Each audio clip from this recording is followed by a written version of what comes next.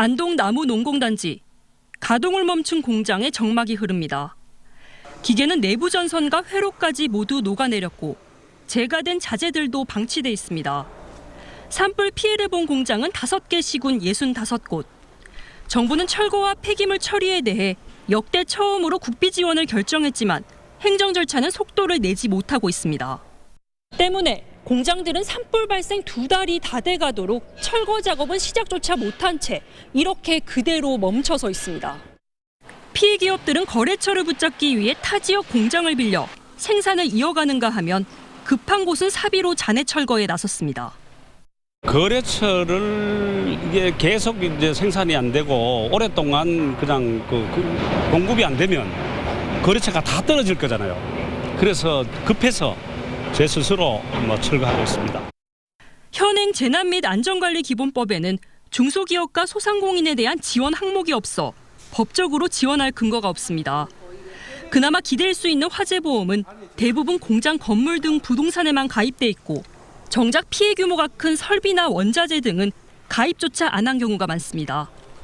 은행 대출 질권 설정을 하면서 최소한의 금액으로 보험을 들었기 때문에 부동산만 가입이 돼 있고 그 동산, 재고 그리고 원료 이런 것들은 설비들은 보험 가입이 안 돼 있어서 사실 지원받을 수 있는 길이 전혀 없습니다. 정책 지원이 아주 없는 건 아닙니다. 하지만 직접 지원이 아닌 융자 지원으로 중소벤처기업부와 경상북도의 융자 지원 규모는 피해 금액 내 최대 15억 원입니다. 하지만 추가 대출에 대한 부담이 큰 만큼 기업들은 시설 복구비와 기존 대출에 대한 채무 상환 유예 등을 간절히 바라고 있습니다. 실제 많이 들어가는 거는 시설 자금이거든요. 이게 건물을 올리고 설비를 설치할 시설 자금은 아직까지 정부 지원이나 이자 지원이 거의 없기 때문에 그거를 좀 지원 사각지대는 또 있습니다.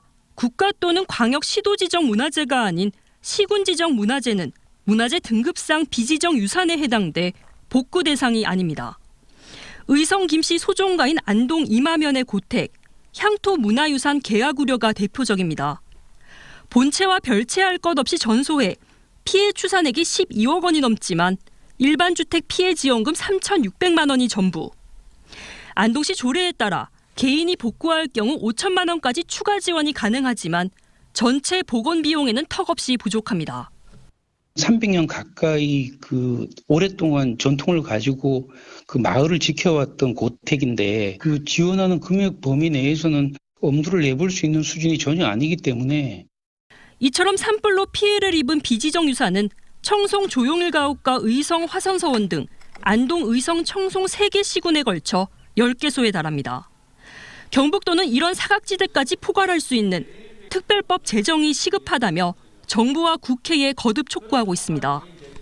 우리 자체적으로 할 수 없는 게 너무 많습니다. 그래서 특별법에는 중소기업이라든지 소상공인에 대한 지원이 거의 없는데 이런 것도 특별법에 담아서 지원할 수 있도록. 현재 산불 특별법은 국민의힘 박형수 이만희 의원, 더불어민주당 임미애 의원 등을 포함해 총 4건이 발의돼 있으며 국회 산불 특위도 구성돼 본격적인 활동에 들어갔습니다. 하지만 6월 조기 대선 국면과 맞물리며 법안 심의 등 재정 일정이 지연되면서 현장에 애끓는 목소리가 커지고 있습니다. MBC 뉴스 엄지연입니다.